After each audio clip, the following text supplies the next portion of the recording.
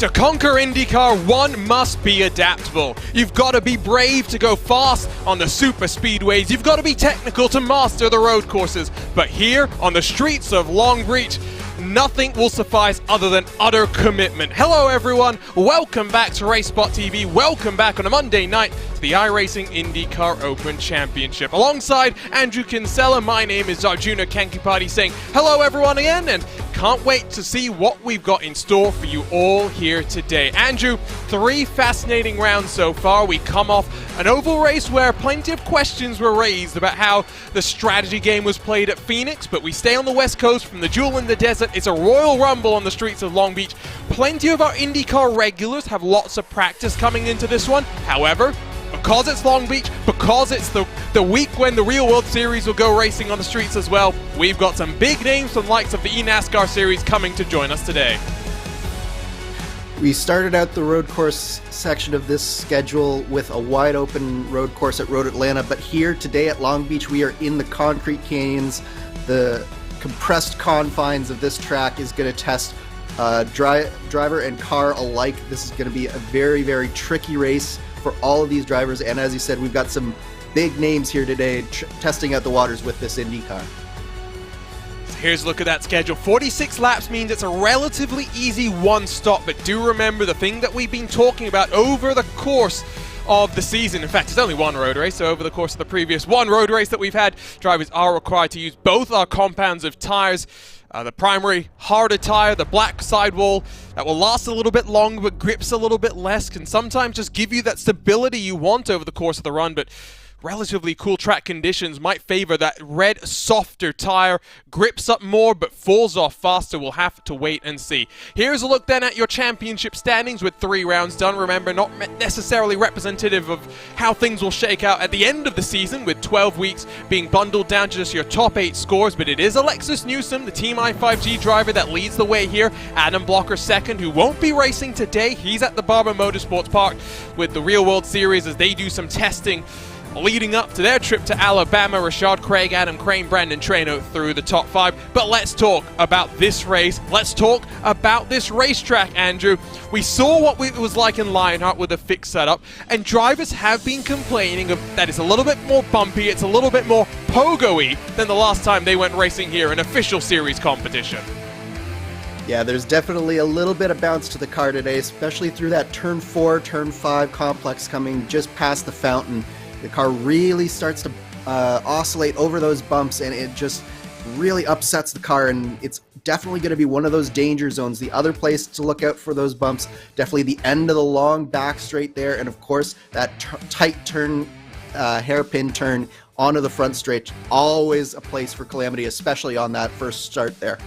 And remember, coming through the hairpin, you'll get single file. The leader basically can go as soon as the pace car pulls off, so you will see drivers punching their way down into turn 1 early and causing maybe some potential stack-ups back in your field. We mentioned some of your newcomers to the series. Here is one of them. That's Matt Busa behind the wheel of that number 4 Dallara IR18. Give shout out to Jason Brophy for encouraging Matt to come and race. You'll see Casey Kerwin in action. That was the result of Connor Harrington putting a little bit of pressure on his shoulders. You also see Blake Reynolds in our field tonight. And it's an off week for NASCAR, so why not, Andrew? Why not get these drivers showing up to have some fun? I don't think that's what Matt Busa wanted to see, though.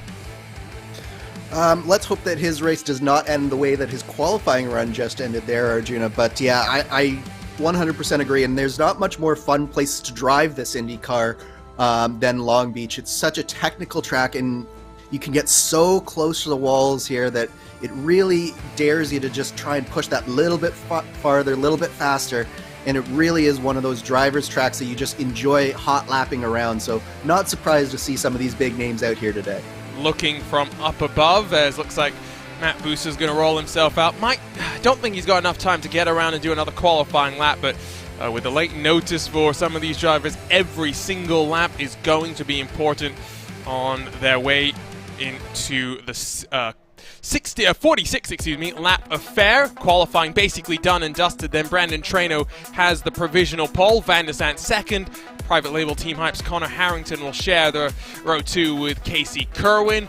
18 cars or so in our field here today. It's a relatively small field, Andrew, but at a racetrack like this, less cars, potentially less chaos. Yes, I definitely don't think that we'll be suffering for lack of action here today, especially in the early going.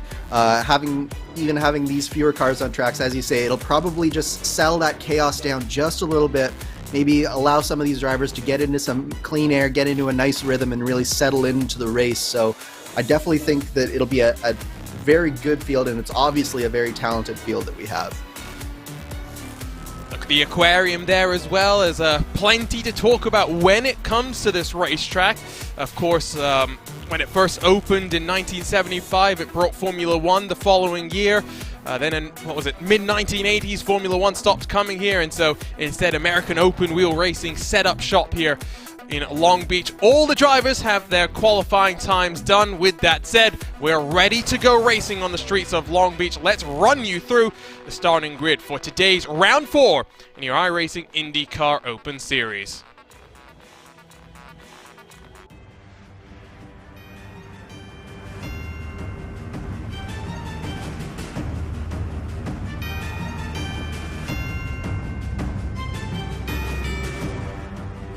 And the king of the bricks puts it on pole with a 1:05.844 flying lap time from Brandon Traynor, who will line up alongside Alexander Van der Sant, who did win here yesterday in the Indy Elite Series. Connor Harrington, Casey Kerwin share row 2, while Syandra joins us on a Monday for the first time in a while. He'll be alongside Indiana's own Justin Brunner. Back on row 4, you find Mitchell Welker in the second of your satellite racing cars with Adam Crane, Matt Buser, Rashad Craig through the top 10 with Danilo Piazza and David Porcelli, 11th and 12th positions. Nagasiya Yoshikawa 13th alongside Jim Beaver Esports' Blake Reynolds, Kevin Burrell and Timothy Reed 15th and 16th. 2 cars with no lap time on the board. It's Robert Malechka and BC Voigt. It's a short run down to get this race started, Andrew. Not much time to get any temperature into your tires. We do think that starting on the red tire is the preferred option here. You start on the blacks, you're likely to get swarmed as you take a look at the track conditions as well. It is pretty cool, it's pretty overcast as well. It's definitely something to keep our eyes on. Yeah, there's definitely going to be a lot of cold tire issues here, I think, on the start. And you say that the reds are preferred, but I'd say it's probably even slightly favored towards the blacks right now in terms of compound choices here on this grid. Really strong mix between the reds and the blacks, so very interesting here that they're starting on that harder tire that's going to definitely take a while to get up to temp for and sure. What's our fuel window looking like here, Andrew?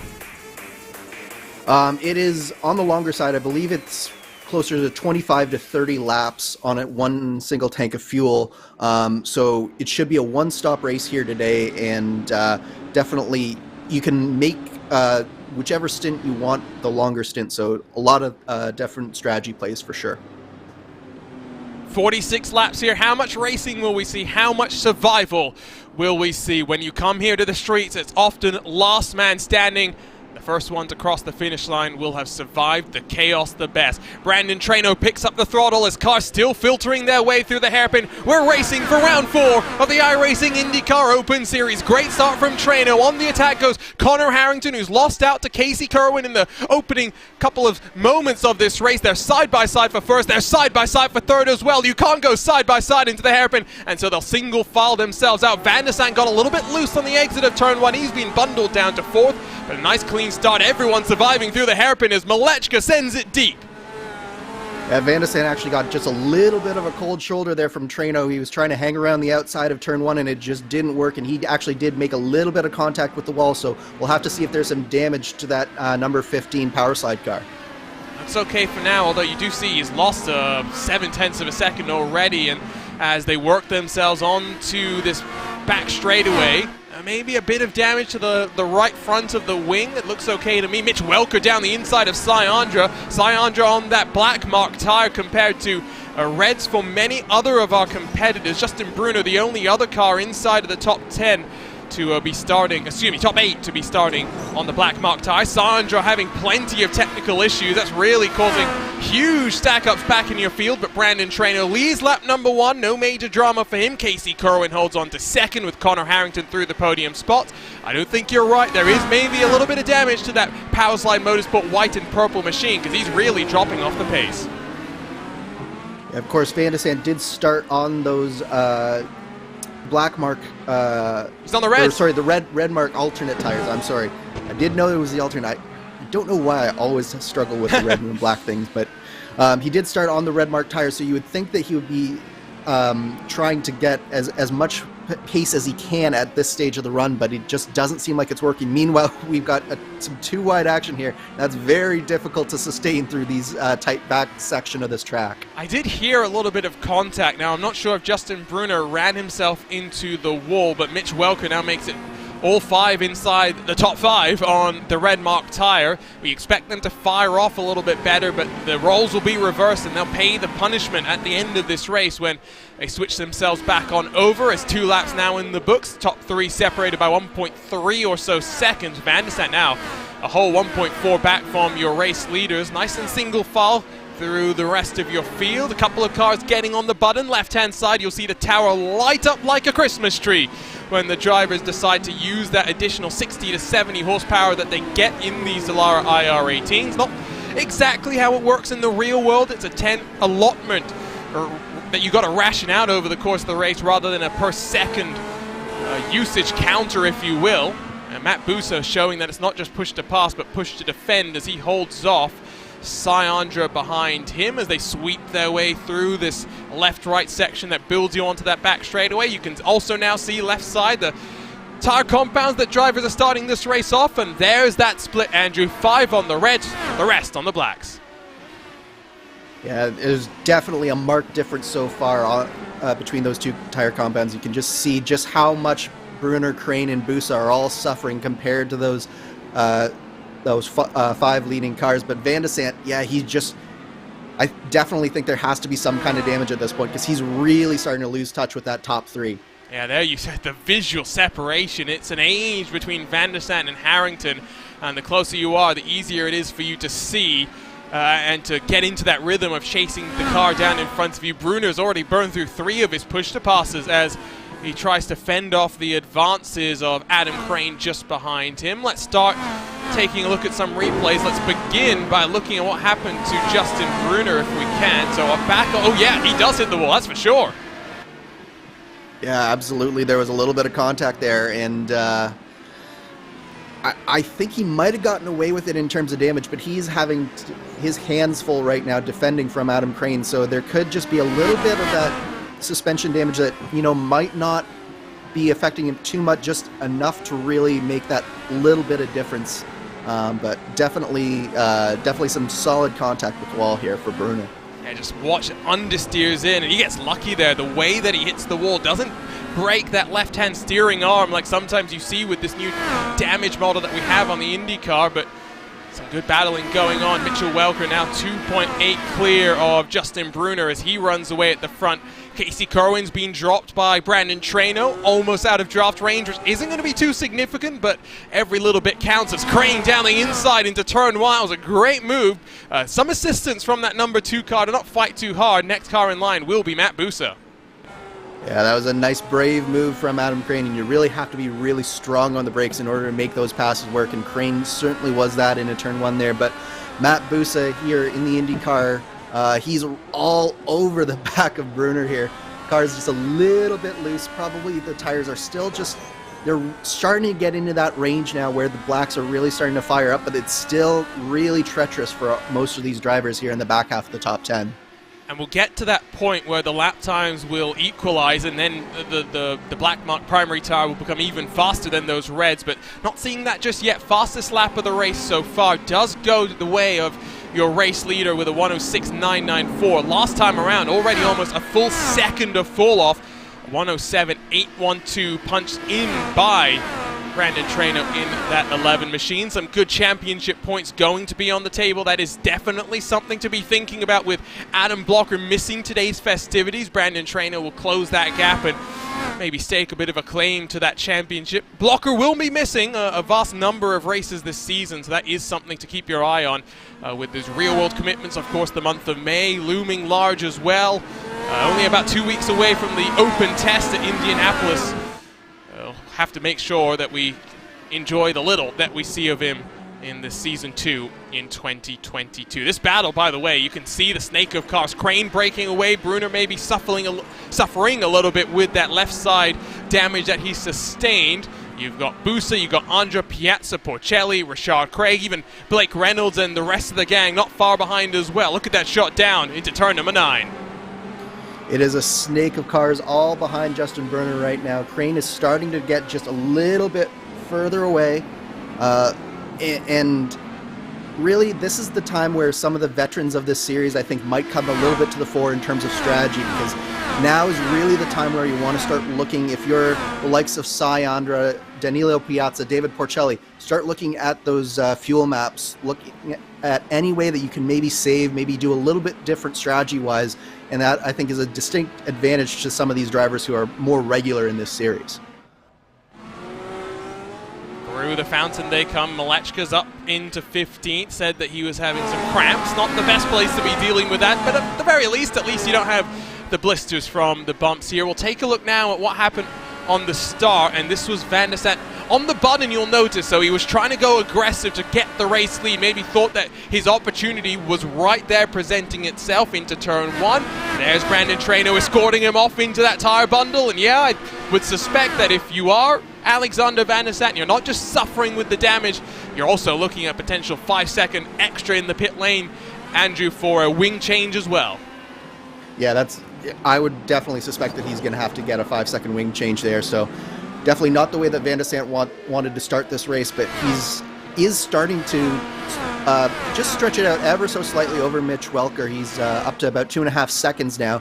So if he can double that before the pit stops, he might just be able to come out with the same position that he goes in with. But that's going to have to be his mission now.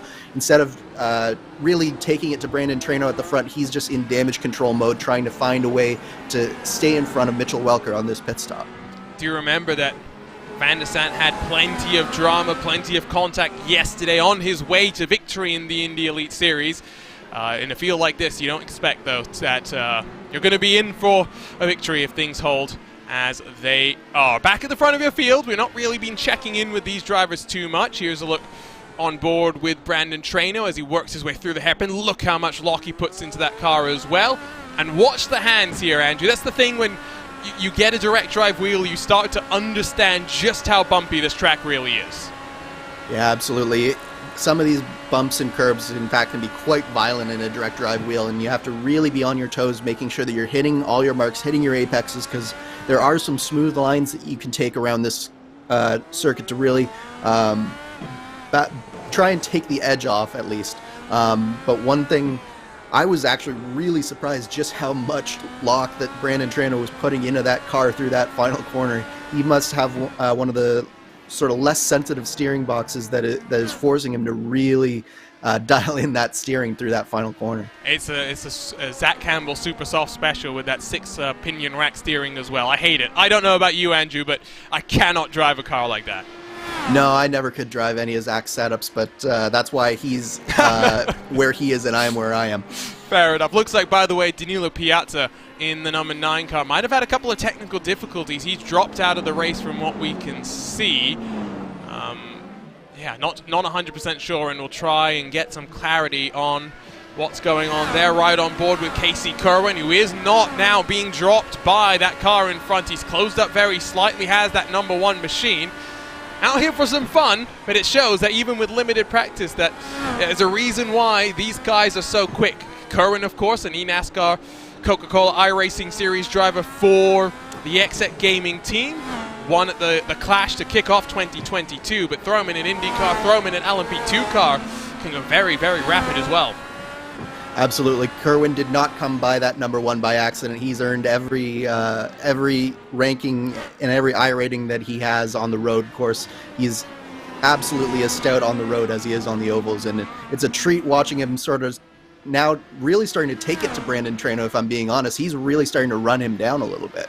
And this is where you wonder what setup that Casey Kerwin is running, right? Because, of course, Brandon Traynor is one of many in our community that provides setups as part of, the Apex Racing Academy, VRS, Pure Driving School, etc., etc., etc. But Casey Kerwin, might have just picked up one of those setups provided by the community. They don't always have that refinement that some of the team setups have.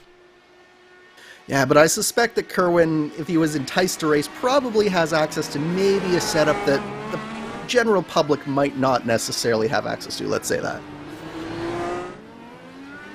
That gap is steady at 1 second. You can see left side, by the way, push to pass usage so far this race. Remember, 10 allotments over the course of the race. Only Syandra, Blake Reynolds, Malechka, Reed, and Voigt of those running still have all 10. Traino, Kerwin, Harrington, Van der Sant consistently staying away from it, except maybe at the start of this race. Brunner's been the big user of the extra push down the straights that you really get from that. With 10 laps complete, will be 11 in the books this time by. Getting about halfway through the run. Andrew, what does the car start doing at this point when the fuel starts burning off? So at this point, you're either going to be losing the front end of the car or losing the rear end of the car. And where you're really, really feeling it is right out of that hairpin right there as you try to get the power down. It's either the car's tending to push out towards the wall or it's trying to fishtail as you get the power back down and try and press it as hard as you can. So that's really one of the main areas that these guys will have to keep it under control, is just power down and into these tight corners here as well, just trying to maintain and manage that understeer that is inevitably starting to creep into the car, trying to keep the car as balanced as possible and keep the tires under it by sliding as little as you possibly can. As we ride on board with Kerwin, all three of our eNASCAR drivers in today's race inside the top 15 in points. Casey Kerwin's best finish of 5th at the Las Vegas Motor Speedway, a place that we'll visit later this season. Blake Reynolds has been consistently inside of the points. Matt Busa second at Atlanta, even after doing a 360 in the closing stages, and I think the sequence that brought out the final caution, still managing to recover before wrecking to the line. He's the best of the drivers, sitting in 8th position right now, as once again through the hairpin, just look at them roll their way through. That gap closes a little bit more, now down to 0.7 of a second. We look backwards at Van der Sant and Welker as we were talking about the potential for Van der Sant to maybe break away. Welker really not letting him do that and really keeping him in check.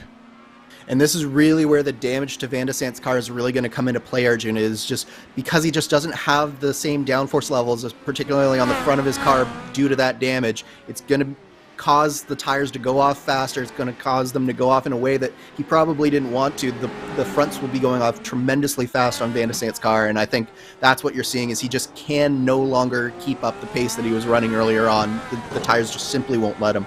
On board with Matt Busa, who drives for Mode Motorsports in your eNASCAR Coca-Cola iRacing series, said he was happy to be representing, when I talked to him before the iRacing IRX Rallycross World Championship, happy to be representing a team relatively close to his hometown, and definitely something that he enjoyed, not just in the eNASCAR series, but also in your iRacing Rallycross series, where he got to represent none other than Ed Carpenter Racing. Said he was hoping to maybe get down to the shop at Indianapolis if the opportunity presented itself, and look how close he gets. Look how he opens up the corner as well and tries to cut down to get on the throttle, but then all of the almost 700 horsepower that these IRA teams puts out just makes it so difficult to roll yourself through smoothly. Yeah, Matt has been hounding the back of Brunner for so long here. It looks like he might be trying to get a move. Brunner getting defensive into turn 1. Busa thinks better of it, but he's just all over the back of Brunner, and I think it'll be sooner rather than later that we see this move happen from Matt Busa. Meanwhile, just a little bit further back in the pack, Blake Reynolds did a really nice pass down the back straight on the last lap on Rashad Craig, and he's gotten himself up into 11th position after starting down in 14th. Try and grab a look at that at some point, but good to see these guys fighting wheel to wheel. Around the outside at turn 1, never a passing opportunity, at least in my mind. It depends how brave you are and how desperate you are close to the end of the race. Certainly at this point in the race, it is definitely not a move that I would recommend making. But when the last lap happens and the leader's defending on the inside, I mean, if they only give you the outside, you got to put your car there.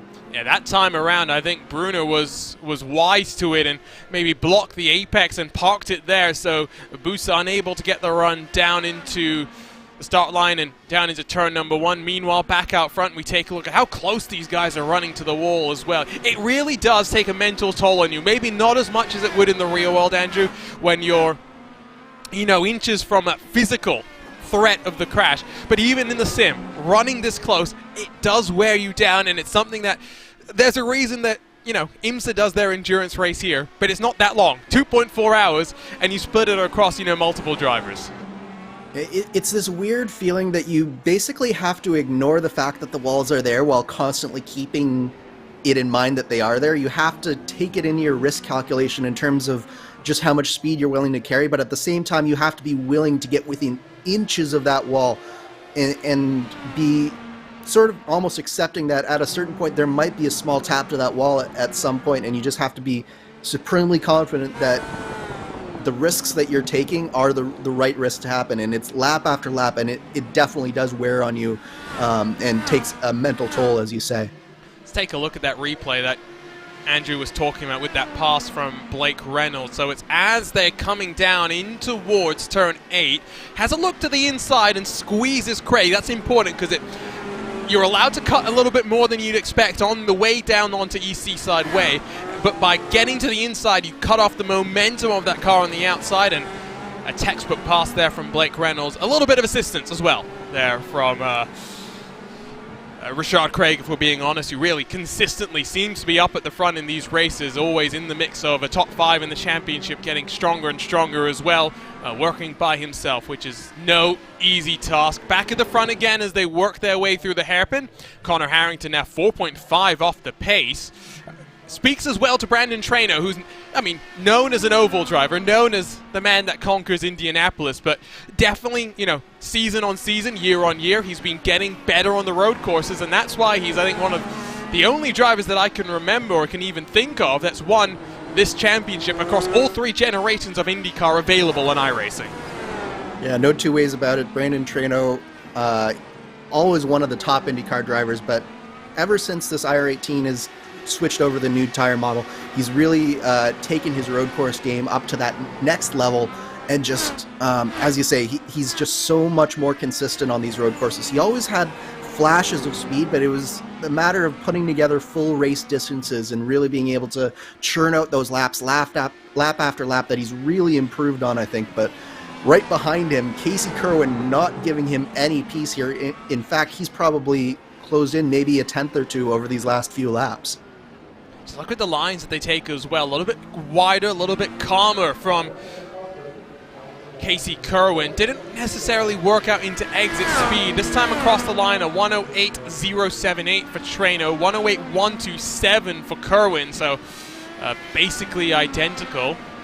Comparing red versus black, you can't really use these 2 drivers. They're in a world of their own. But Connor Harrington, a 108.832. You compare that to Adam Crane, who did a 108.708 last time around. Those black tires, this is that crossover point that we were talking about, Andrew. Lap 15, lap 18, somewhere in that window, those primaries really start to become that preferred option.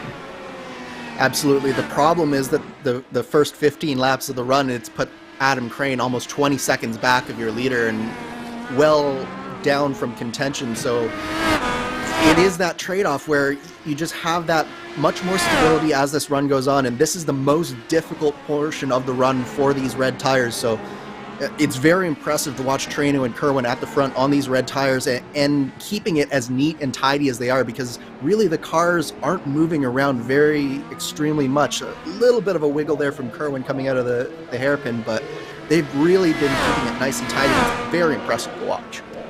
For those of you that are Cars fans, we're talking, of course, about the animated universe that is Cars, not just one movie, but 3. You'll love a bit of Casey Kerwin, who, of course, has changed his number for this year to, guess what, be the number 95 to pay tribute to his hero, Lightning McQueen. Now, we'll have to talk to him afterwards and see if his hero really is Lightning McQueen. But numbers, of course, such a big part of all motorsports, and it's great that Exet and the team there allowed him to make the switch. Watching Welker and Van der Sant running through turns 5 and 6. Look at how they clamber onto those bumps on the inside. Just have to be careful. The iRacing gods deciding that at one moment they're hitting the wall, the next moment they're not hitting the walls. As simple as that. Those are the margins. Those are the margins. Mitch Welker, by the way, we were discussing about this in private yesterday, Andrew, elected to qualify after getting an end-of-line penalty for a race at Long Beach, which, given how short the pace lap here is, not always ideal for your hopes and those behind you trying to get cycled out in proper formation for the start. But then, because of the amount of chaos that we have, managed to get his car into second. Yeah, it was an incredible drive from Mitchell Welker, to be honest. Not quite sure how he managed to do it, but there was definitely a healthy dosing of chaos in that race, we'll call it that. A glorious madness, in the words of a golf commentator, but that's what Long Beach is all about. There's that fountain, of course. You don't want to be in the fountain unless it's testing, in which case you'll do everything to try and be in that fountain. But towards the halfway marker of the race we go, towards that pit stop window. Maybe you'll see cars on the black mark tire pit earlier here, because Crane, about a tenth slower than Harrington last time around. Those are the two benchmarks that I'm using now to experience IndyCar drivers. Welker getting a little bit loose on the run down onto EC side of the way. There's Crane in the background, by the way, about 5 odd seconds away from this battle for fourth. I don't think he's in the fight for a podium necessarily, Andrew, but he's definitely in the fight for fourth position, I'd say. Well, keep in mind with Crane, though, that Van de Sant is looking at probably a 5-second penalty or 5-second wing change here, and he's already in pit lane, so this is it for Van de Sant. He thinks he can make it on fuel from here, and now he needs that front wing change as soon as he can to try and maximize this next stint. So let's watch here, left side of the screen. Once he gets into his stall, you'll see him go up. You'll see the time on the board, as it looks like Kevin Birrell has had an issue, and we'll have to grab a look at that. There's that puff of smoke. There's that stricken car. So Van de Sant goes up, 5 seconds and counting. About 8 to 9 is a regular pit stop. He drops and stays stationary. That's the telltale sign of a wing being changed. 13.3, 5-second penalty. That's about what we expected.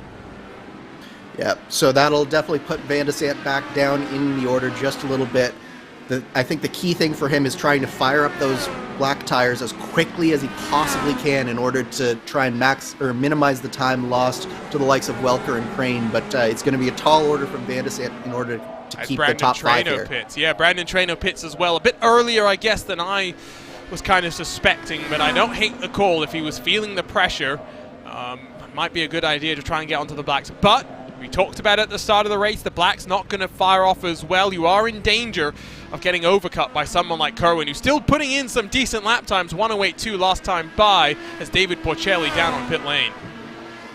Yeah, and I like that call from Porcelli there, just because he's been in this train of cars behind Brunner and Busa for so long. It's just one of those things where sometimes you just need to do something a little bit different, have a little bit of tire difference, just some clean air running as well will really make a big difference. But this is heartbreaking here for Brandon Traino. He's right out behind Robert Malechka and Yoshikawa as well. So this is exactly what he did not want to see, was cars right in front of him as he has to go as quickly as possible right now. Yeah, this is suboptimal, to put it mildly. Now, does Kerwin respond or does Kerwin stay out? Look at this, great shot, as Kerwin will come in. So now we'll get the indication what his lap time is going to be. There is Brandon Traino as well. Let's grab a look at what happened to the number 16 car as we wait to see where things will cycle out. So Kevin Birrell, as Harrington takes the lead into that downhill braking zone, locks the rears, around she goes, and actually managed to get away with relatively minor damage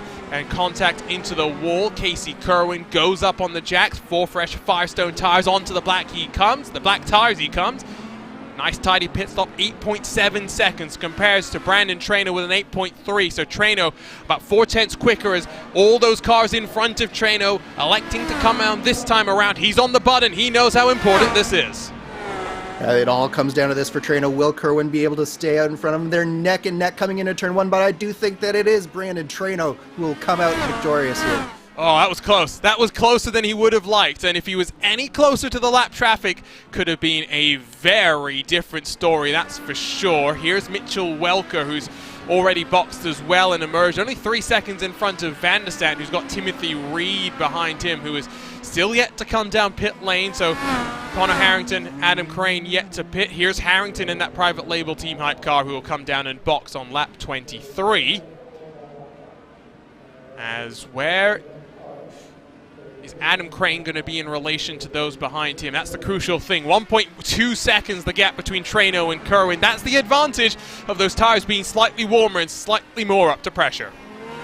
Yeah, I think for Crane, the person that he'll be measuring himself against will be Alexander Van der Sande. Will he be able to get back out in front of Van der Sande? Or will Van der Sande have done just enough? Oh, Robert Malechka with a little spin there. Well, not great. We'll grab a look at what happened to him. Another driver that went through the wars yesterday. Here's Matt Busa, still one of the 5 cars at the front yet to box. Timothy Reed and BC Voigt, other cars yet to have availed themselves of some fresh tires, which is required. Remember, you are mandated by iRacing to use both compounds of tires in today's race, so you'll see them swap over at some point in time. Here's a look at what happened to Malechka, and I have a feeling it's turn 5. It is absolutely turn 5, and you can see that car just pogoing on those really cold tires. Malechka, of course, just put on the red tires, just fresh out of the pit stop, and over the curb and around he goes. It doesn't look like, I don't think he hit anything, but it definitely, that's not the way that you want to use up the precious rubber of those red tires early on in the run. Matt Busa comes down to pit. Yeah, you're right. And not just using up the rubber, but it also puts more strain on the tire than you would want, as here's David Porcelli right behind BC Voigt, still yet to pit, and going to be nice and easy for him. Sayandra behind in that squabble. Now Adam Crane, lap 25, is still yet to pit. 108.7 compares to a 107.9 for Mitchell Welker, so Welker's already up to speed and gapping Van der Sande by about a couple of tenths a lap, at least at this point in time, as Matt Busa's going to start rolling. He's got a long way to go to get out of pit lane, but he's going to be hoping he emerges in front of Porcelli, in front of Sayandra. Status quo remaining there, as here comes those 2 cars. As Busa's off of the lane there, you can see him emerging. He'll be alongside and he'll emerge behind Sayandra when all things are said and done. So the undercut working nicely for Porcelli and for Sayandra. All 3 cars now onto that red mark alternate tire.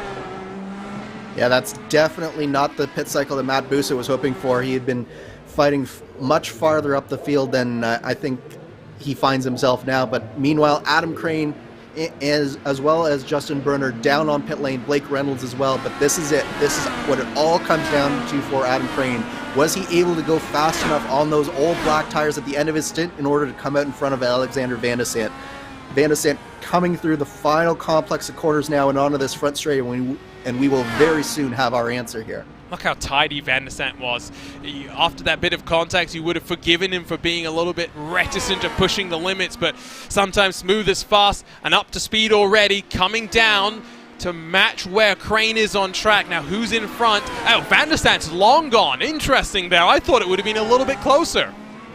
Yeah, Van der Sande must have really fired up those black tires and got that car just working just enough in order to stay in front, but I think it was definitely Crane's best shot at this. But keep in mind that Crane is on those red tires now, and he does have slightly lower fuel to start this run, so those red tires could hang around just a little bit longer on Adam Crane's car and might eventually lead him to the back of Alexander Van der Sande here. Some fighting going on back here, but up front, as Rashad Craig pulls off, that opened the door for Casey Kerwin to close. Just over half a second splits the 2 cars as they come across the line to complete lap 26 of this race. So 20 laps to go. That's the closest that they've been. Sayandra's on the button trying to close on David Porcelli, just not able to close up to the rear end just yet. Looks like Justin Brunner's had an issue as well. A decent qualifying for him, up in 6th. I think the first time that we've seen him, at least in recent memory. Not going to join the fight. Matt Busa, though, really is on the fight now. Remember, he's got a couple of laps less on his tires. How much will that help him here, Andrew? It will definitely be a little bit of an advantage, but it's so difficult, especially to pass a veteran of this IndyCar like Sayandra, He knows how to defend, and so he's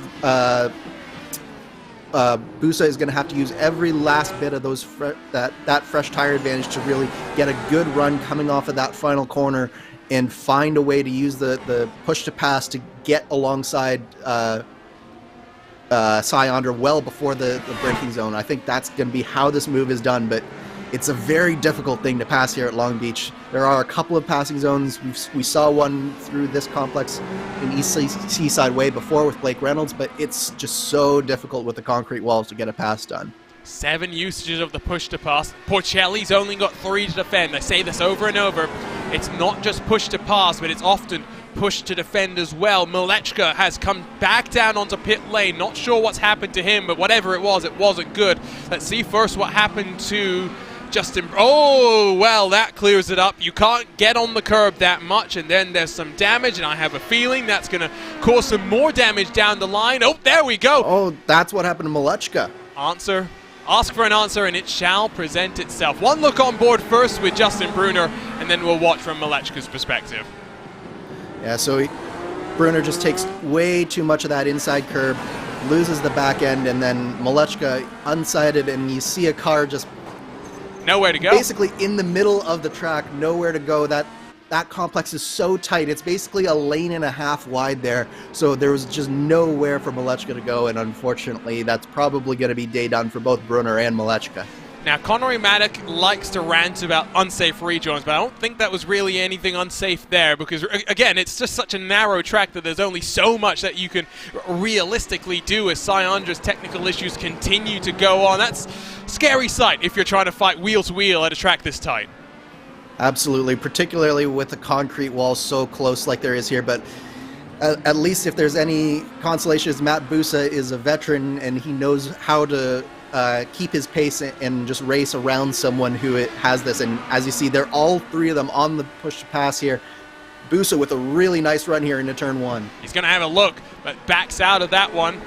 Wise move with still 17 or 18 laps to go here. Into the fountain they come once more. Rotating that car nicely.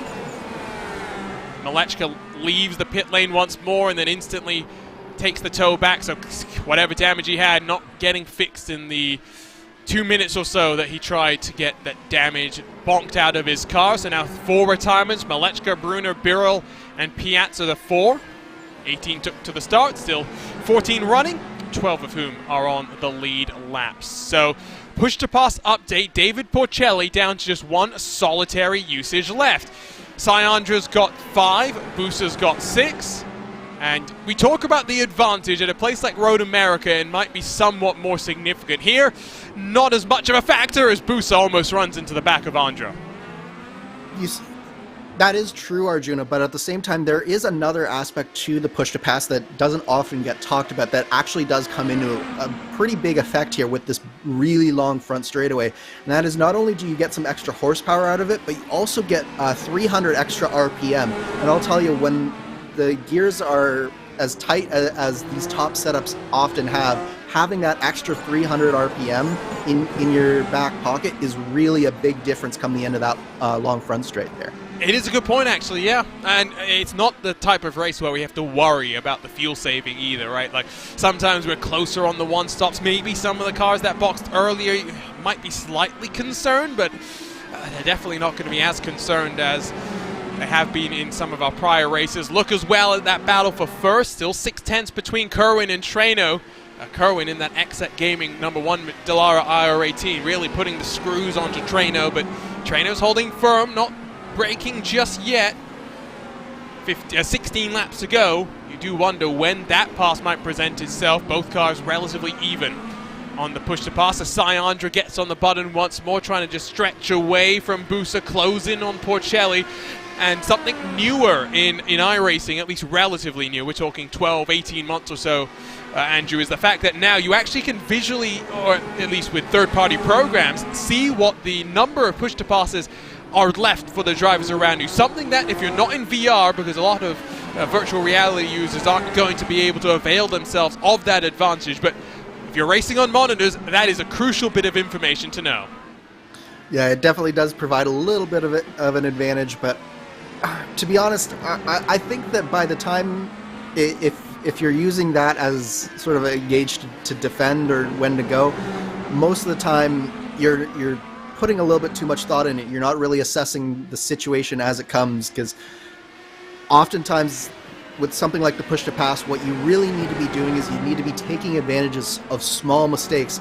Like we saw Cy Ander nearly made a mistake coming onto that back straightaway there, and this whole group has accordioned back together just because of small driving errors. And when you take advantage of that coming off of that turn there, that's when you're really going to have the most effective use of the push to pass. Yeah, and all this fighting as well is bringing in Blake Reynolds, who's only about, what, 2 seconds adrift, closing a couple of tenths a lap, and that's all it takes. A couple of tenths here, a couple of tenths there, and suddenly a 3-way fight becomes a 4-way fight. Rashad Craig not out of the mix entirely as well, so these cars do have to be somewhat careful. Have a look, by the way, at a pass between Van der Sant and Crane in that satellite racing machine, using those red mark tires to close up into turn 1, and I don't think Van der Sant fought this one too hard. He knew he was at a tire disadvantage, and maybe learning from what happened with Brandon Traino, a little bit more space given, but also backing out at the right point in time.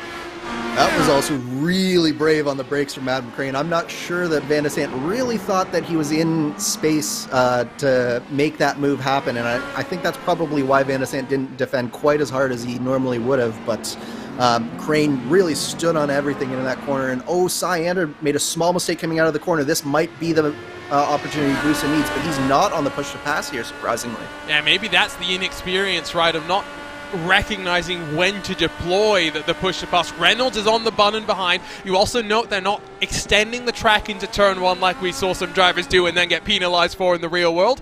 iRacing will very quickly slap you on the hand and give you a slowdown, so you do have to be careful there. But that's the inexperience. That's not knowing when to optimize the use of the extra horsepower that you get here, Andrew.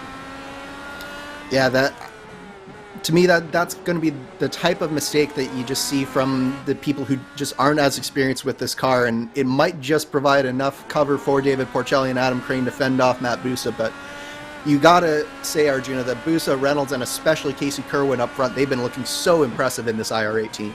No, absolutely, and it's a shame that this is such an enthralling fight, as still a 3-car battle split by tenths of a second, because those two are really just throwing lap times at one another and seeing who's going to break first, at least for now, though. None of them are broken. There's Reynolds in that white and red machine as he closes in on this grouping for 7th on back. Kerwin used a push to pass to try and close, but Traino not responding, still able to hold that gap pretty steady as the battle for 7th works into the fountain section. Here are your race leaders about to cross the line to make it 34 laps in the books, 12 laps to go. Remember, a 1-lap advantage for Casey Kerwin on the tires, but a 1-lap advantage on the black primaries, Andrew, might as well be nothing. Yeah, there's very little in it between the tires of these two leaders. It's all coming down to skill and track positioning right here, and I think that Brandon Traino's track position might just be overcoming any skill advantage or speed advantage that Casey Kerwin has, because try as he might, Kerwin just can't get any closer than about 7/10 of a second to Brandon Traino. He might get there for half a lap or so, but Brandon Traino immediately responds. It's a treat to watch these two just trade lap after lap, because it's basically been 1 lap goes to Traino, the next lap goes to Kerwin, so really great fight up here. This reminds me of the Lionheart IndyCar Series race that we had a couple of weeks ago, where it was Adam Blocker versus Phil Krause who was leading, and it wasn't until on his outlap Phil Krause made a mistake that Blocker was even having an opportunity to make a way past, and that was in a race where there was much more lap traffic, which sometimes does open a door that can then be barged open if it's only open a sliver, as we ride rearwards down on the gearbox of Brandon Traino. Great shot through the hairpin of how that gap closes and opens as they brake and they roll onto the throttle.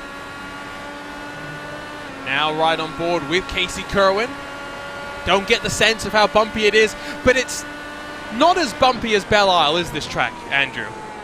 No, Belle Isle is in a class of its own in terms of bumps, especially on the straightaways. Where Long Beach is really bumpy is in these slow corners. You get these bumps, especially through here. You can just see the car just bounce around, and then right here, turn 5. Look at how much pogoing, how much movement you see going there, and that's a car that's well set up and well sprung, and you're still seeing that much movement from there. So.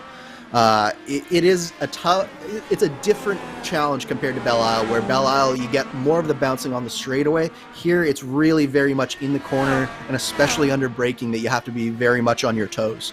Remember, they go to Long Beach, they go to Sebring, or at Long Beach, they go to Sebring to test for a lot of these street courses, because there's no real way to validate ideas that you have on setups or anything. So Sebring, very much an invaluable tool. We've had some great racing there. Let's have a look at something that's happened to Robert Malechka, who's, well, he can't blame the other car for that one, Andrew. That's just him running into the wall. Yep, that was 100% on Rob, unfortunately, on that one. And I think it's just a matter of when you're this far back as Rob is, probably the attention to detail that you need to get around this track at a decent clip just wasn't there for him at that point, and just runs it into the outside barrier and then safely onto the inside, and I think that will be day done for Robert Malechka. Yeah, I think even if it's not for the car, it's probably for the driver and his mental state of mind. Looking here at that battle for 7th, but also keep your eyes on this battle for 4th, where Welker is now only 6/10 clear of Adam Crane. Not at that crossover point just yet. Crane's only 11 laps into his run, 15 laps for Welker, who boxed much earlier than Crane, and maybe this is why Crane elected to delay his pit stop as long as possible. With 10 laps to go, he's got plenty of tire to close and then try and build a buffer, so if his tires do fall off, he's not going to have to defend too hard. And one of the things that I'm always talking about that not many people consider with these tire strategies is when Adam Crane went long, that means he didn't have to fuel the car as full as some of these other drivers. So that means that he had less weight on the car to start the stint, and it means that he'll use his tires slightly less, because he'll probably be maybe 20 or 30 pounds lighter to start the stint. So that's a definite advantage of going long on the first stint and short on the second one. Getting closer and closer is Casey Kerwin as we ride on board with that XSET Gaming car. Robert Malechka wondering why I got to do him like that. Well, sorry, Rob, but we're trying to make sure there's not too much power slide bias, so the only way to do that is to completely rip into you. Not on the button is Kerwin, but he's down to 5 push-to-passes left. If you're Trainer, are you rationing out those extra horsepower spurts for the final 6 laps of the race, Andrew? Yeah, as long as Traino's nice and comfortable in front of Kerwin, he's got to be thinking of trying to save those push-to-passes as far as he possibly can. But that being said, Kerwin is getting very close, and they're both on the push-to-pass this time through. Yep, responding or maybe an independent choice. Either way, there's somewhat of a stalemate between the two of them, at least for now. Harrington also on that button as well as he tries to put in some flying laps. Listen to the roar of the engines from down track side. A lot of the times with these street circuits, that engine noise reverberates through between the buildings, so it gets intensified that little bit more. That's where X Audio comes into play here on iRacing. The audio engine added about 36 months ago, but bit by bit, you're really starting to hear the benefits of that. Here's Crane closing on Welker. But again, if you can't get past into turn 1, you're waiting until maybe turn 9 to try and spring the surprise to get the move done.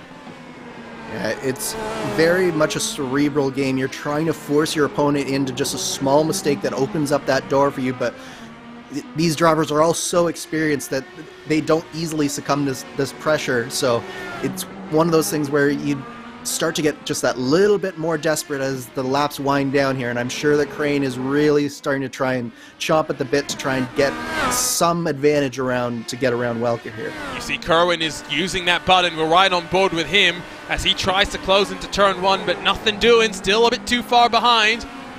Traino's absorbing this pressure like a sponge right now. Crane has 6 usages of the button left. Welker has 7. He might be a little bit closer on fuel, though, if we're being completely honest. Adam Crane gets on that push to pass. 7 laps to go for both of these drivers. Mitchell Welker, another car, doing a great job. I wonder if now on lap 14 of his stint, Andrew, those tires on Crane's car are just starting to give up the ghost. Yeah, they for sure don't have the same shine that they did at the beginning of the stint where he was so easily able to get around Alexander Van de Sant. But back on the backstretch, Kerwin is just lap by lap, corner by corner, getting just that little bit closer to Brandon Traynor. But the real question is, can he maintain it through this hairpin? Because that's the one thing about having a hairpin right before this long straightaway is you get so close to the back of the car in front of you, and then when you get to the throttle, it's just accordions back out just that little bit. But Kerwin and Traynor back on push to pass. I think that Kerwin knows he's got to make the move here really, really soon. 6 to go, 2 usages left. That's the equation for Casey Kerwin. Is it 2 attempts to pass, or is it just 2 horsepower spurts? Have to wait and see. Keep an eye on this. Keep an eye on a battle between your eNASCAR Coca-Cola iRacing Series drivers. Matt Bussa, Blake Reynolds. Bussa slipped backwards. Really, I think, wore out his tires trying to get past Syandra and David Porcelli. Do you remember he boxed before either of those two? But now in the clutches of Blake Reynolds and even Rashad Craig behind as they work themselves onto the hairpin. Your leaders working through turn 8. So you can see the gap that they have, about 40 seconds between first and that battle for 9th. Even if Kerwin doesn't win, he's given a very good account of himself today. Absolutely, and I think you're right about Bussa's tires as well. He just does not look comfortable on these old red tires, and Blake Reynolds, who we know is very strong in his own right on these road courses as well, he is trying to hunt down his NASCAR Series competitor, but once again, Traynor and Kerwin down to one final use for Kerwin after this one, and he's just not quite close enough, Arjuna. He's getting some great runs through the hairpin, and I don't know what more he can really do there. Traynor just seems to have enough. 3 push-to-passes left for that 11, just 1 left for Casey Kerwin. It might be a mistake that opens the door at this point, and maybe you really have to save that push-to-pass if you are Casey Kerwin. Absolutely. I think you have to save it for the last lap, or potentially a mistake for Brandon Traynor. But asking for Brandon Traynor to make a mistake at this stage of the race is asking for, I think, a very tall order here.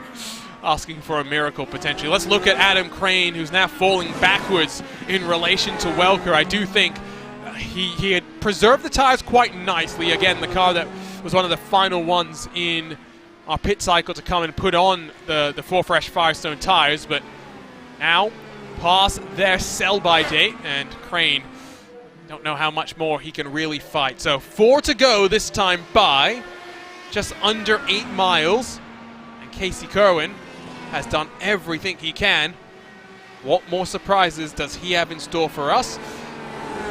Through turn 1 they come. If there's going to be a late lunge, Andrew, I mean, basically any corner is a place that you can do it, but how do you set it up? Again, it's got to be in response to a mistake. You got to be close enough to really have a chance to make that lunge in the first place. But one thing that could possibly facilitate that, we've got some lap traffic just right in front of these leaders, and I do think that they're going to catch the lap traffic before this race is done here. That would be Nagisa Yoshikawa in the number 10 car. It gives you an illustration of just how bizarre this grid is. The number 10 car about to go a lap down. One of the strongest strength of fields that we've had on a road course in a while. As they come through the hairpin to make it 3 to go. Kerwin does get a good run, but again, you just watch in the left, that gap increases just ever so slightly, and as he tucks into the draft, then it starts to dip downwards, but not before it's grown just too much for any pressure to be applied to turn number 1. Here's Porcelli, here's Andra as well, 7th and 8th. Andra not really close enough, and I think you can say the same about Blake Reynolds just behind this grouping. Yeah, we're at the stage of the run where the tires just really aren't cooperating with many of these drivers anymore, and having that fresh air advantage, although it's not as big on this road course, it is an advantage for David Porcelli, and I do think he's just weathered the storm from Andra and Bussa and Reynolds, and he's doing just enough to be able to hang on to this 7th place position for David Porcelli. Welker starting to tap into those push-to-passes he's got spare, now down to 6 with a couple to go in the race in terms of laps, so that's an ideal situation. There's the traffic, and it's just before the hairpin. Traynor doesn't get blocked too hard, just crucial, because Now that lap traffic could open the door, and he'll be on the button. Kerwin knows he's got to conserve. Remember what we saw during the ISO WC as well. A attempted pass on the penultimate time through the hairpin that resulted in some damage. I don't know if Casey Kerwin is really going to go that aggressive, but you never know. Never say never. 2 to go, and look how close they are. As Syandra's made a mistake, and into the wall, Matt Busa, Blake Reynolds get on through. And this could be 2 positions here for Blake Reynolds. He's on the push to pass with Matt Busa, trying to go around the outside and then trying the over-under, but I think Busa's done just enough to be able to keep Blake Reynolds behind, but that was a massive mistake, costly mistake from Syandra there. Grab a look at what happened to him. Technical issues, do remember, but that was likely self-inflicted. Look at the snake already. Brandon Treno ducking and diving, trying to make sure that Kerwin can't close up into this penultimate section. Through the lap for the penultimate time they come. One final blast around the streets of Long Beach. Kerwin doesn't send it, tries to open up the corner, but again that accordion effect will favor Brandon Treno as white flag flies. Both cars on the button. Casey Kerwin uses that push to pass for the final time today, but Brandon Treno got the run out of the final corner that he needed. He's safe into turn 1. All down to driver skill now. Kerwin got so close to Brandon Treno down that back straightaway and through the final complex there. Will he be able to do it again? Will he be able to get just that little bit closer this next time through? He's done everything right so far today. The only thing that he hasn't been able to do is find a way by Brandon Treno. Let's have a look at what happened to Syandra very quickly. So it's the run into turn 8, just over commits into the corner, and then, he gets squeezed by Matt Busa. I don't put any blame on either of those drivers. They're just trying to survive. But through turn 8 for the final time comes Treno, comes Kerwin. Tower lit up like a Christmas tree as drivers push for everything they can on this final lap of the race. Does Casey Kerwin throw a move into the hairpin, or will Brandon Treno get the points he needs in your championship picture? Kerwin has a look, but backs out of it. Brandon Treno has absorbed the pressure like a sponge, and back-to-back for Brandon Treno. He wins on the streets of Long Beach. Casey Kerwin, what a drive to settle for second place. Oh my word, what a race. And Brandon Treno, full kudos for that, because lesser men might have crumbled under that pressure. What a battle from Brandon Treno and Casey Kerwin. Kerwin lap after lap putting Brandon Treno under just immense amounts of pressure, and Brandon Treno saying, I am up to it, I can respond to this. I know that you might be an eNASCAR driver, but I'm not intimidated in the slightest. What a drive here today from Brandon Treno.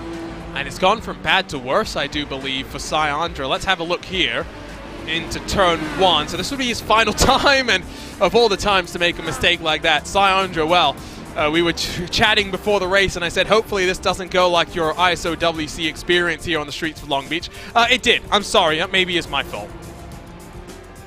Commentators curse strikes again. Hashtag blame Arjuna. Hashtag you always blame Arjuna, unless you're blaming Lorenzo. What a race. Still waiting for a couple of cars to come across the line before we can show you your race results.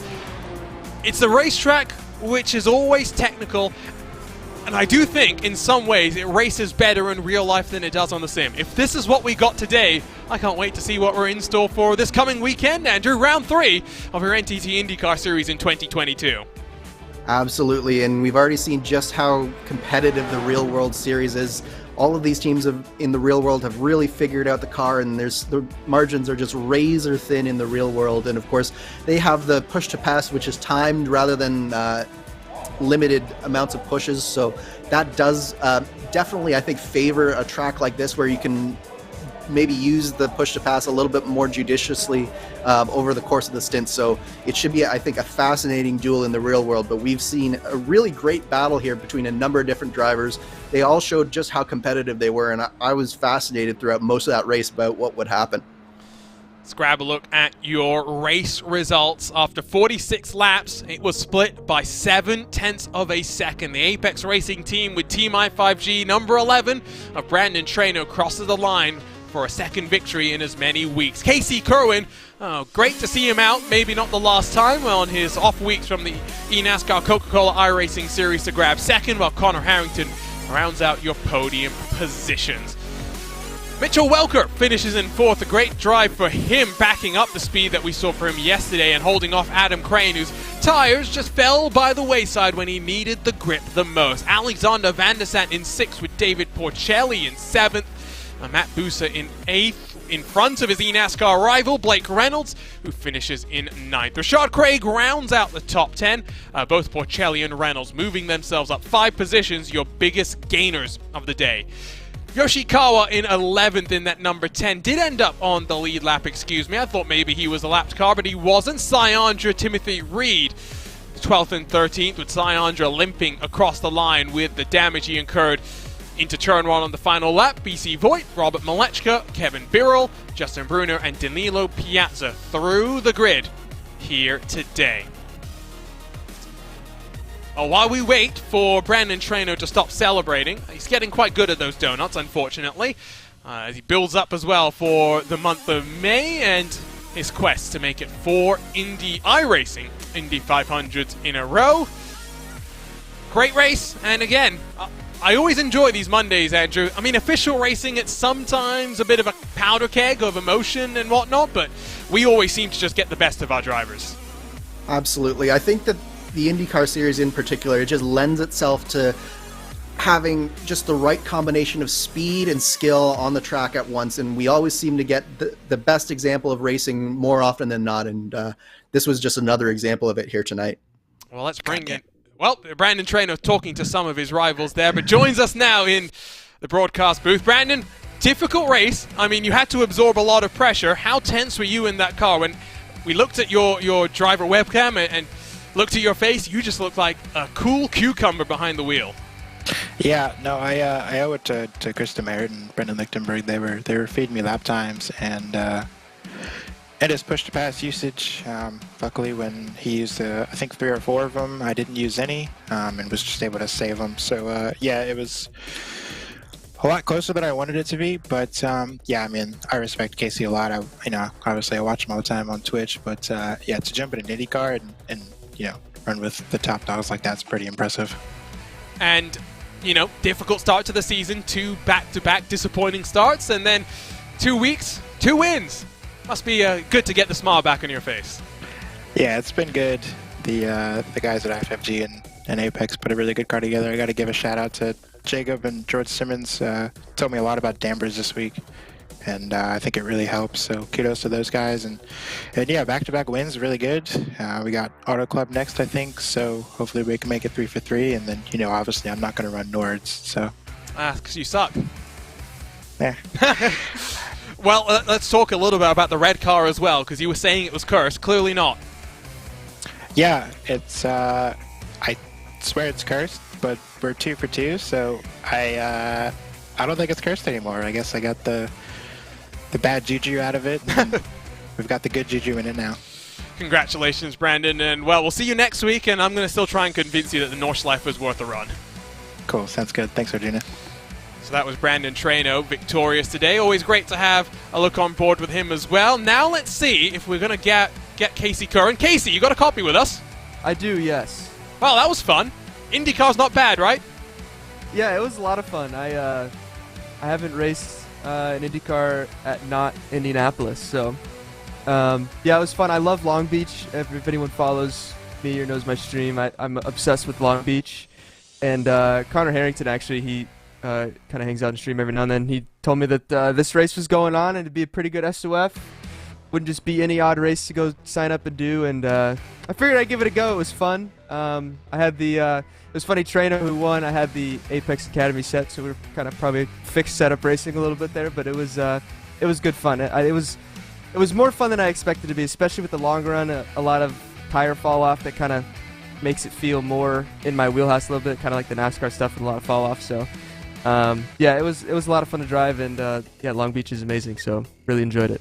I think the only other time I've seen you in IndyCar was the Fix 500 last year, where you had a good run. So maybe we'll see you again this year. But I heard that you're heading out to California for the race this weekend, so it must be a good way to get excited for the race. Yeah. It's funny. I always say that apparently now in iRacing, if you want some good advertisement for your racetrack, just get in an iRacing. Because if someone falls in love with it, like I did Long Beach, like I went last year for the first time, and I'm going again this year, so Yeah, it's so cool. The fountain section is my favorite. We love standing there and watching cars go through there. It's gonna be fun. There's a lot of stuff. There's more racing there this year than last year. There's even like a big Porsche Cup field and everything too. So it's gonna be really cool. And yeah, looking forward to that as well. And I'd be remiss if I didn't ask you about your eNASCAR Coca-Cola iRacing series. I mean, 5th at Las Vegas, 8th the weekend after that, but it's such a competitive series. You must be looking to bounce back. Going to the dirt at Bristol, which I'm sure is as alien to you and the regular racing you do as today was. Yeah, I haven't really done dirt ever since I kind of had my time in the late model stuff. But I haven't really done dirt too much, but it's completely different. The Cup car stuff is quite different compared to everything else on dirt. I don't really know, besides just how the track progresses. That's really all you can really learn from that. But yeah, hopefully we can bounce back. We had an unfortunate ending at Richmond. We had a good run going, and just kind of strategy put us back in traffic a little bit, and then got caught up in something. So yeah, hopefully we can bounce back at Bristol and get back up there in the points a little bit. That's short track racing for you. Yep. Great run today, Casey. Thanks for joining us as well, and hopefully not the last time we see you in IndyCar in 2022. Yep, thanks guys. Appreciate it. That was Casey Curran, but rounding out the podium in a somewhat lonely race was Connor Harrington. He's standing by with Andrew Kinsella. Yeah, no, unfortunately, we didn't actually get to talk about you too often in this race because you just had sort of one of those quiet drives onto a nice result. But how would you describe your race? Yeah, it seems like that's the kind of the theme of how we get going on this in this IndyCar on road. To be honest with you, I'm pretty worn out. Just getting over COVID. So yeah, that was a long 46 laps tonight. But I think we just had a setup that just worked the tires a little too hard. We had really good short run pace. I was able to hang with Brandon and Casey there at the start, but we just chewed through the front tires, even on both compounds, which was kind of surprising. So just kind of floated off into no man's land to a comfortable P3, and just happy to make it through the turn 1 melee and get a good 3rd place. Yeah. Now we saw that, or we've heard that you were basically responsible for Casey coming into this race. So would you say that you basically cost yourself a position just because of Casey running here? Yeah, I'll give up the position for the SOF boost in the iRacing game. No, I mean Casey loves Long Beach whenever anything goes there. So I tried to twist his arm last year when it was Long Beach week, and I'm glad I finally twisted it hard enough to get him to show up. Obviously, we had Booster show up, we had Casey show up, so really cool to see some top pros get their hands on what, in my opinion, is the best car on the service, especially when it comes to road course racing. This tire, I think, is second to none. So, just happy to have them show up. Well, we might not agree on much, but we do agree on the fact that this is one of the best cars on the service. Final question for you, just looking ahead to the next few weeks, we've got, I believe it's Auto Club, and then 2 weeks from now the Nordschleife. How are you looking for those next 2 races here? I cannot wait for Arjuna to finally get back in the car and race it at the Nürburgring. I think that's going to be amazing. No, I kid. Auto Club would be great. Nürburgring, we'll see if we show up for that one. But Auto Club always produces some crazy racing, and yeah, it's been nice. Just trying to get back into doing some more official racing, and when it's on Race Spot on Monday night, you gotta make time to show up and do the races. So really great to be here and get our private label team hype machine in front of some eyeballs. It's always good. Awesome. Thanks so much for talking to us today, Connor. Yep. Thanks, guys. Rounds out our post-race coverage, and well, let's have a quick look at the schedule. Let's talk about next week and the high-speed thrill that is the Auto Club Speedway. It's not going to be long before the facility as we know it is no longer, but it's such a fascinating battle of dirty air, of strategies, Andrew. I'm not sure what conditions we're going to be racing in as well, but traditionally, it does tend to be a little bit cooler, gives you a little bit more grip out on the track. Yeah, it should be a fascinating duel having it, as you say, with that slightly colder temperature, but I think that what we're going to see is a lot of speed and a lot of wheel-to-wheel action, which I am definitely down for, Arjuna. Then the Nordschleife after that. Then we go to Barbara Motorsports Park, and of course the sync up with the NTT IndyCar Series as they go racing there as well. Milwaukee, Indianapolis, Las Vegas, and then back to the Indianapolis for our mini 500, just 80 laps instead of the 200. We finish it off with another street course, the Street of Belle Isle, another one that at least maybe is only going to be in its current format here on iRacing. But with that said, it is time for us to say goodbye. Oh, what fun we had. We had the best of eNASCAR come and challenge themselves against the best that IndyCar has to offer. And Brandon Traino, Casey Kerwin went wheel to wheel, toe to toe. But the king of the brick shows why. He's getting quicker on the road courses and might just be your championship favorite here in Season 2 of the iRacing IndyCar Open Championship. 7 days from now, same time, same place, April 11th. We'll head to Fontana. We'll stay in the Golden State. Join us again, the first race of a new iRacing week for what should be a fun fight. Do remember, later tonight, in just under 40-odd minutes time, we're heading to the Milwaukee Mile, not with the IRA team, but instead with the DW12 for some Lionheart Speedway Series action. And this weekend, got the Nordschleife coming up in a couple of weeks in the IndyCar, but the 24 Hours of the Nürburgring presented by VCO is live on RaceSpotTV in partnership with Radio Show Limited. 24 hours of uninterrupted coverage. Oh, it's such a great race, and even though it's just 55 cars, it always puts on some amazing spectacles for us.